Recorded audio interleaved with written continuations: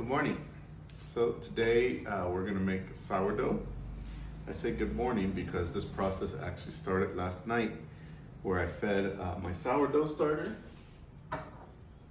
right before I went to sleep. She rose up nice and active, and that helps you get to this process. The sourdough process is basically 8 hours. So the first thing we're going to do is make our mix. This is 319 grams of water, 90 grams of sourdough,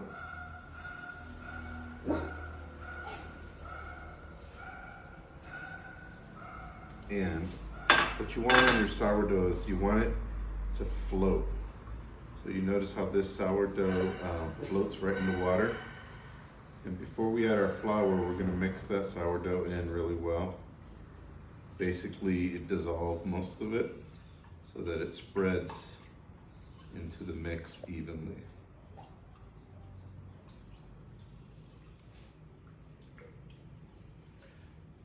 Okay. That's nice and mixed. And lastly, we're going to do 462 grams of good flour. Just mix that in. You don't have one of these at your house. I use the rubber spatula at your house. But invest in one of these plastic tools. They're really good for everything sourdough bread related. And basically, I'm not kneading, I am mixing this so that there's not any dry spots. Once it gets to that consistency, then we will cover it up and let the sourdough self-knead. The process is called autolysis, I believe. And that will be during our first hour of making this dough. So as you can see, I had a lot of liquid earlier. Now it's looking pretty dry.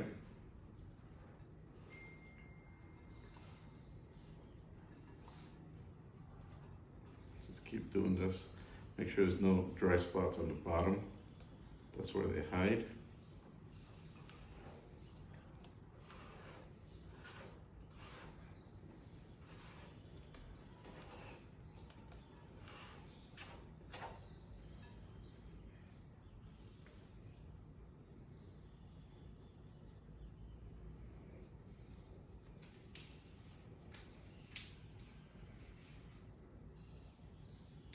Okay, so what we're going to do now is we're going to cover this up and wait 1 hour. So I just use a regular grocery store bag, cover it up,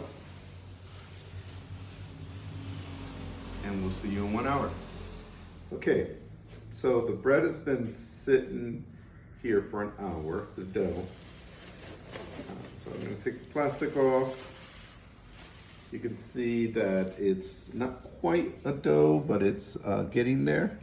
So now we're gonna put 10 grams of salt into the dough at this point. We're gonna wet our hands. Anytime you're gonna mess with the dough, your hands should be wet. And that'll just make life easier. And now I'm gonna knead. I'm gonna knead for probably a minute or so, and your dough will kind of tell you when you've had enough.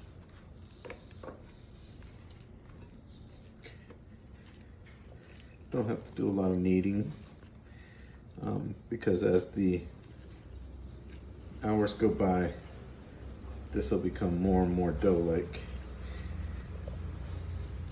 So what I'm looking for here are any knots in the bread that I can just squeeze out and knead out. I'm gonna wet my hand again.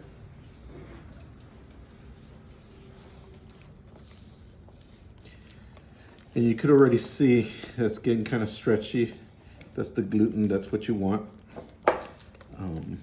That gives you nice fluffy bread. need. After this, we're going to go into a 3-hour period where we're going to do stretch and folds. Some people do stretch and folds for every hour, one every hour, some every 30 minutes. I like to just make sure I have 3 or 4 stretch and folds in the next 3 hours. And that usually works for me. I don't necessarily time them. I just look at the dough when I have time, and I feel like it's been at least 30 minutes, and give her a quick stretch. So, all right, she feels pretty good, and we'll see you in an hour. Okay, so it's been about 40 minutes. I'm gonna uncover the sourdough. Take a look at it. I'm gonna wet my hands. Now I'm gonna start the stretch and folds. I'm gonna do these several times. So basically, I'm gonna record a little closer. Lift, and fold, lift, fold. I'm still feeling for knots. Lift and fold, lift and fold. If you hear me kind of slapping it, it's because I am slapping it. That's good for your gluten buildup.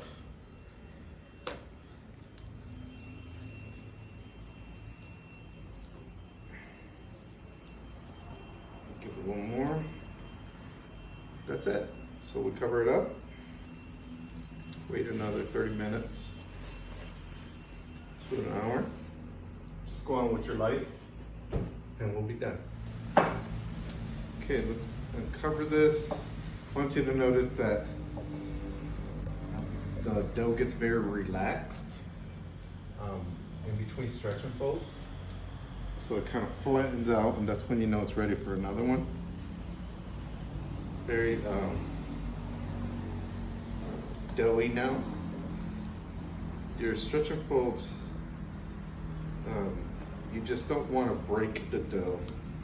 So kind of stretch it until the resistance lets you without breaking the dough. And if you break it, it's not a big deal. And you'll feel it tighten up as you do this for a few seconds.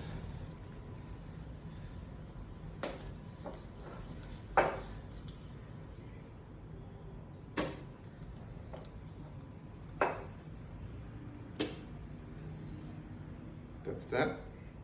See you on the next one. Excellent. Okay, so we started this dough at around 7:30. It's about 11:20, so think of a 4-hour process where you're doing stretch and folds, making the dough and doing stretch and folds. So I'm gonna do one last stretch and fold. And then we're gonna let this sit for 4 hours and ferment. So you see, it's very gluteny now. It's basically doesn't need a lot of my intervention. It just needs time now. So we'll just give that a few more stretches.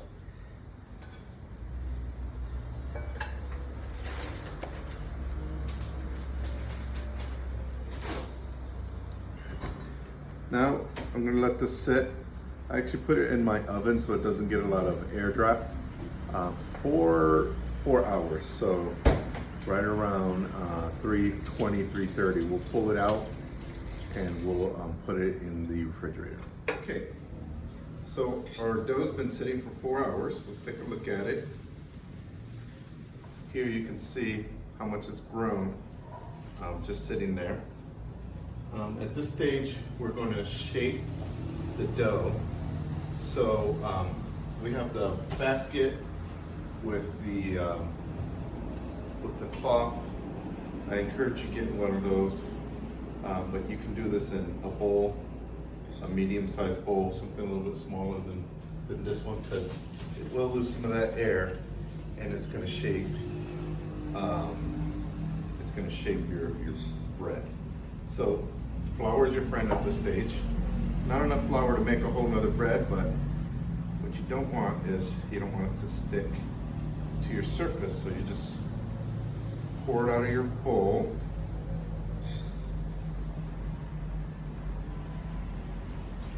And then we're going to give it a final shape up here. So you see how I do that. I'm trying not to squish those air bubbles. I want it nice and airy. I still give it some tension so it can continue to ferment overnight in the refrigerator. So sourdough is considered sourdough if it ferments for at least 12 hours. So this one will ferment overnight. So I got it folded up. I notice it needs a little flour there. I'm gonna flip this. And don't worry if it shrinks quite a bit at this stage, because it will. It's basically a big air ball. And then I'm going to give it some tension. So I'm basically bringing it back and forth on your surface, and it tenses up again. Comes a nice little shape, and this shape, as you can see, will eventually become your bread. So that's the top of your bread. If this was at your house, you have a glass bowl, and you could just use parchment paper right here. Put a little flour inside there as well. It's not going to impact the bread. You're going to just lift it up and drop it in. So it's in there. Here I'll just cover it up. And of course, put our plastic over it. And this will be in the fridge overnight. And tomorrow morning we'll be baking. Okay, so day 2 of sourdough. We're gonna bake. This has been in the refrigerator the whole night. So I'm gonna take her out.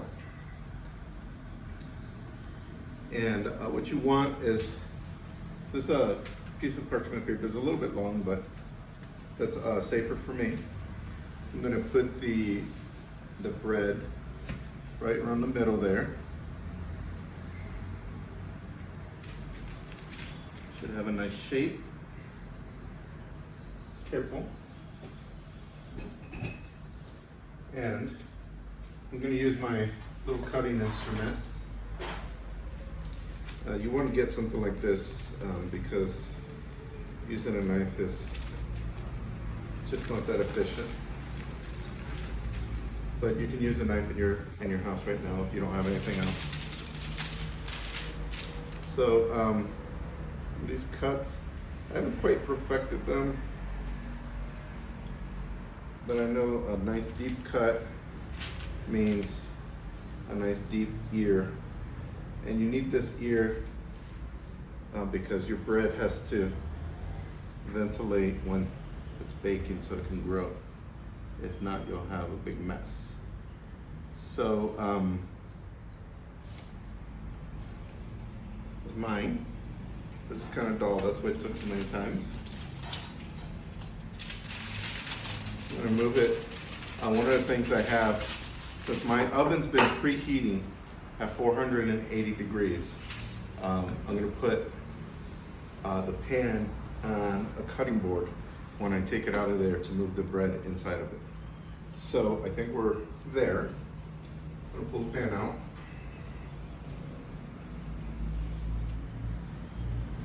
Make sure you wear your mitts because it's hot.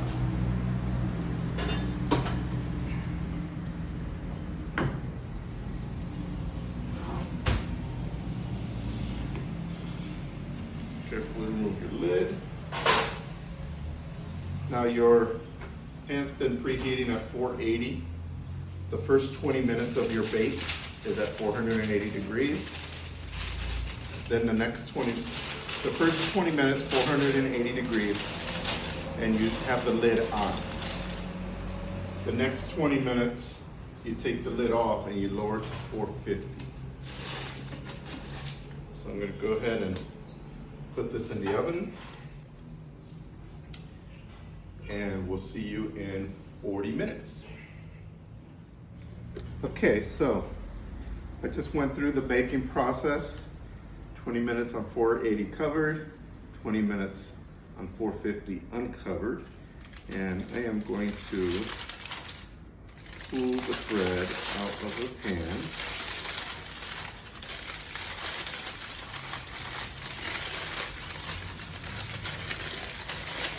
Carefully. As you can see, this is not always cooperative.